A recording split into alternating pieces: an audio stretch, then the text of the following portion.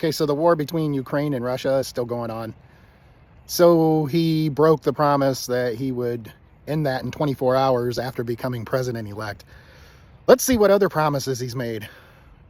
By contrast, I'm announcing today that under my leadership, the United States will commit to the ambitious goal of slashing energy and electricity prices by half, at least half. We intend to slash prices by half within 12 months, at a maximum 18 months. When you get your next electric bill, make note of what you are paying per kilowatt hour for electricity. Let's see, 12 to 18 months. So that means between January of 2026 and July of 2026, it ought to be half of what you're paying now. Okay? That seems like a lot. Let's see what else he promised. Mr. President, I appreciate you giving our time here.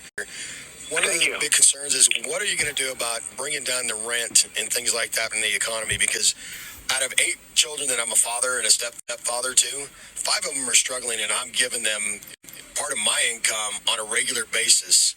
How are you going to make the economy not just the the food and electricity, but bring down the rent prices, the housing prices, so that these kids can survive and without their parents' help? Such a good question, Mr. President. You're right. I hear it very well, and I tell you, first of all, I love the people that you're with. I know that I must have at least 99, perhaps 100% of all of them, and I think they're incredible. We are going to drill, baby, drill. We're going to bring down the cost of energy. Energy is what caused the worst inflation, I think, in the history of our country.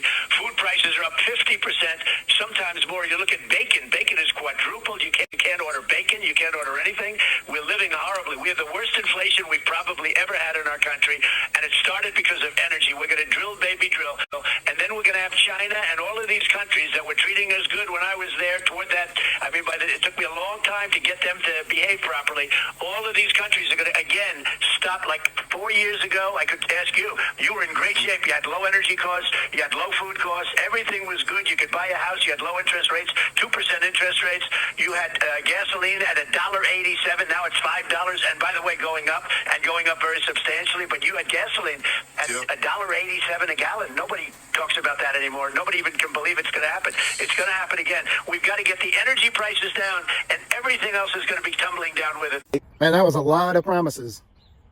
So what we're going to do, I guess, is we're going to drill for more oil, even though we're producing more oil today than ever before.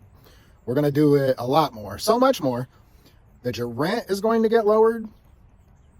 The prices of your groceries is going to get cut in half. And the price of a gallon of gasoline is also going to get cut in half. I almost forgot the 2% interest on home loans. Let's see what other promises he's made. It's pretty tough. It can be beautiful, but it can be difficult. We are doing something with IVF, because IVF, as you know, from friends, people you know, it's really worked out very well for a lot of people. It gave them a child when they would not have had a child. For people that are using IVF, which is fertilization, the government is going to pay for it, or we're going to mandate your insurance company to pay for it, which is going to be great. We're going to do that. We want to produce babies in this country, right? So IVF is going to be either completely covered by the United States government or completely covered by a private insurance company because of a mandate from the United States government. These are just promises he made. Let's see how well he keeps them. Let's see how well he keeps one of these promises. Just one.